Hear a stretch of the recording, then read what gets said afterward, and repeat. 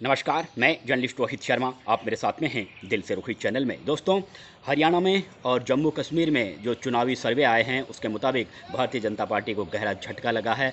जिस तरह का अनुमान प्रकट किया जा रहा है, 8 अक्टूबर को मतों की गिनती का काम शुरू होगा और दोपहर तक पूरे नतीजे सामने आ जाएंगे। लेकिन जो अनुमान अभी लगाया जा रहा है सर्वे में, जिस तरह से हरियाणा में कांग्रेस पार्टी की सरकार है, जबकि पिछले 2 विधानसभा चुनाव में वहाँ भारतीय जनता पार्टी को सफलता मिलती रही है, भारतीय जनता पार्टी की सरकार रही है पिछले 10 साल में।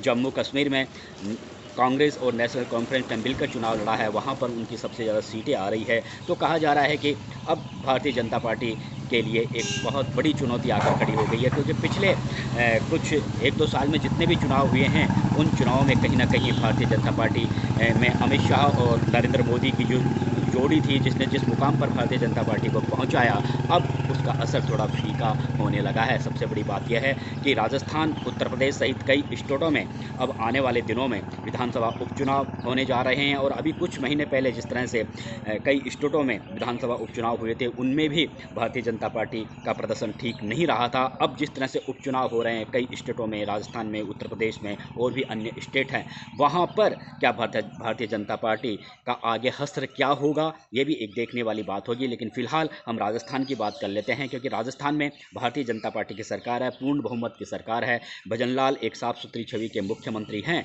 लेकिन राजस्थान में जिस तरह से भारतीय जनता पार्टी के नेताओं में आपस में टकराव की स्थिति बनी हुई है, हालांकि खुले में नेता एक दूसरे की टांग खिंचाई नहीं कर रहे, लेकिन आप सबको पता है कि वसुंधरा राजे की नाराजगी जग जाहिर है। डॉक्टर किरोड़लाल मीणा भी सरकार से नाराज़ नहीं है, उनके लाखों समर्थक भी डॉक्टर किरोड़लाल मीणा भी एक तरीके से सरकार से नाराज़ हैं। उनका इस्तीफ़ा अभी तक मंजूर हुआ है या नहीं हुआ है, हालांकि इस्तीफ़ा तो मंजूर नहीं हुआ, लेकिन वो खुद को मंत्री नहीं मानते और लगातार वे अपने उन्हीं मुद्दों को लेकर राजस्थान की सड़कों पर है, जो मुद्दे उन्होंने गहलोत सरकार में उठाए थे। और दूसरा ये था कि जिस तरह से सतीश पूनिया, राजेंद्र राठौड़ जैसे नेताओं को विधानसभा चुनावों में हार का सामना करना पड़ा। हालांकि अब मदन राठौड़ को भारतीय जनता पार्टी की कमान सौंपी गई है, लेकिन राजस्थान में भारतीय जनता पार्टी का जो सदस्यता अभियान है वो ठीक तरह से संपादित नहीं हो रहा है। तो आखिर ये संपादित क्यों नहीं हो रहा? क्या इसमें भी वसुंधरा राजे की नाराज़गी या अन्य नेताओं की नाराज़गी की वजह से ये काम ठीक तरह से संपादित नहीं हो रहा? कुल मिलाकर कह सकते हैं कि राजस्थान में भारतीय जनता पार्टी की सरकार जरूर है, लेकिन रास्ते काफ़ी कठिन है विधानसभा उपचुनाव में। और अब हम दौसा विधानसभा सीट पर चर्चा कर लेते हैं, क्योंकि इस विधानसभा सीट पर जो उपचुनाव होने वाले हैं उसमें कई दिग्गज राजनेताओं की जो व्यक्तिगत प्रतिष्ठा है वो भी दांव पर लगी हुई है। कई दिग्गज राजनेता दौसा की राजनीति में, जिनका सालों से हमेशा प्रभाव रहा है, वो भी कहीं ना कहीं सीधे रूप से इस उपचुनाव से जुड़ते हुए नजर आ रहे हैं, चाहे वो भारतीय जनता पार्टी के नेता हो, चाहे कांग्रेस पार्टी के नेता हों। लेकिन हम भारतीय जनता पार्टी में एक अजीब सी स्थिति, उसी तरह की स्थिति आकर खड़ी हो गई है जिस तरह की स्थिति लोकसभा चुनावों में हुई थी। लोकसभा चुनाव में आप सबको पता है कि जश कौर मीणा अपनी बेटी अर्चना मीणा को भाजपा से टिकट दिलवाना चाहती थी, तो डॉक्टर किरोड़लाल मीणा अपने भाई जगमोहन मीणा के लिए टिकट मांग रहे थे। कई दिनों तक इन दोनों नेताओं की आपस की लड़ाई की वजह से पार्टी हाईकमान टिकट फाइनल नहीं कर पा रहा था, और आखिरी में पार्टी हाईकमान ने यही सोचा कि इन दोनों नेताओं को ही अलग रखकर किसी दूसरे नेता को हम टिकट दे देंगे, तो ये मामला अपने आप सुलझ जाएगा। और उसमें कन्हैयालाल मीणा को टिकट मिला। बाद में भाजपा को इस सीट से हार का सामना भी करना पड़ा। लेकिन अब जश कौर मीणा और डॉक्टर किरोड़लाल मीणा, जिनके वर्चस्व की लड़ाई दौसा जिले में, पूर्वी राजस्थान में विगत कई सालों से हम देखते हुए आ रहे हैं, हालांकि एक ही पार्टी के नेता हैं, लेकिन इन दोनों नेताओं के बीच में ज़बरदस्त मनमुटाव की स्थिति बनी हुई है। जिस तरह से हम कह सकते हैं कि अशोक गहलोत और सचिन पायलट एक दूसरे को ओपनली, भले ही वो एक दूसरे के बारे में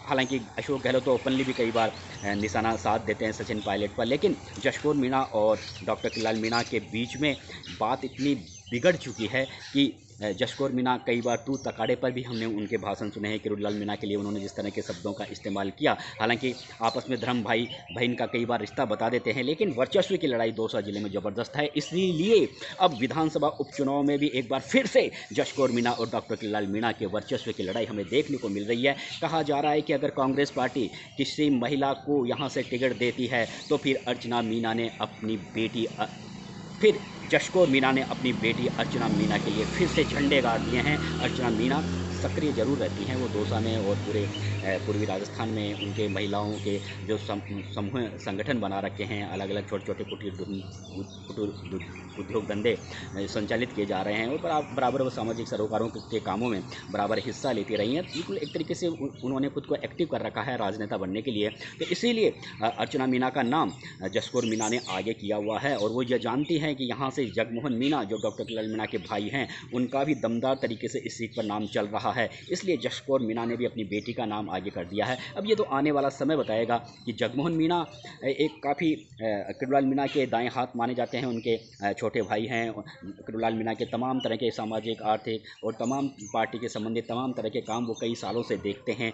यानी एक तरीके से पूरी तरह से फ्री हैंड दे रखा है डॉक्टर किलाल मीणा को उन्होंने कि आप तो जन आंदोलन कीजिए, सारा काम मैं देखता हूँ। तो उनकी भी अपनी एक बहुत शानदार टीम है और जिस तरह से दो लोकसभा चुनावों में उन्हें टिकट नहीं मिला और जिस तरह से डॉक्टर किलाल मीणा की नाराज़गी चल रही है भारतीय जनता पार्टी से, तो हो सकता है जगमोहन मीणा का एक नाम सबसे आगे है और शायद उन्हीं का नाम आगे देखते हुए डॉक्टर जशकौर मीणा ने अपनी बेटी का नाम भी आगे किया है। हालांकि और भी बहुत से नाम हैं। शंकरलाल शर्मा जो यहाँ से एक बार सांसद रह चुके हैं 2013 में, हालांकि लगातार वे 2 विधानसभा चुनाव हार चुके हैं। लोकेश शर्मा है, रतन तिवाड़ी है, माली समाज और नीलम गुजर है। गुजर समाज से अगर किसी को टिकट दिया जाता है तो अगर नीलम गुजर को यहाँ पे नीलम गुजर का नाम भी यहाँ पर एक दमदार तरीके से, क्योंकि वो भी काफ़ी सक्रिय रहती हैं। तो ऐसे हालात में अर्चना मीणा का नाम जशकौर मीणा ने आगे किया है, लेकिन आगे करने की वजह यही है कि वो किसी भी हालत में ये नहीं चाहते कि उनके जो राजनीति के कट्टर दुश्मन हैं जगमोहन जो किरोड़ीलाल मीणा, उनके भाई का उनके परिवार का कोई सदस्य यहाँ से आगे बढ़े। इसीलिए वे खुद भी, क्योंकि वो पार्टी के संस्थापक सदस्य रह चुके हैं, काफ़ी सीनियर नेता हैं, 2 सांसद रह चुकी हैं, इसलिए पार्टी उनकी बातों को भी काफ़ी गंभीरता से लेती है। इसीलिए उन्होंने अपनी बेटी का नाम आगे किया है। कांग्रेस पार्टी की जहाँ तक बात है, राजेश्वरी मीणा है, नरेश मीणा हैं, निहारिका जोरवाल जो मुरलीलाल मीणा की बेटी है, उनका नाम भी यहाँ से GR खटाना है, उनका नाम भी चल रहा है। लेकिन अगर जशकौर मीणा की थोड़ी ये प्लानिंग है कि अगर कांग्रेस पार्टी किसी महिला को यहाँ से टिकट देती है तो फिर अर्चना मीणा का दावा, यानी उनकी बेटी का दावा काफ़ी मजबूत हो जाएगा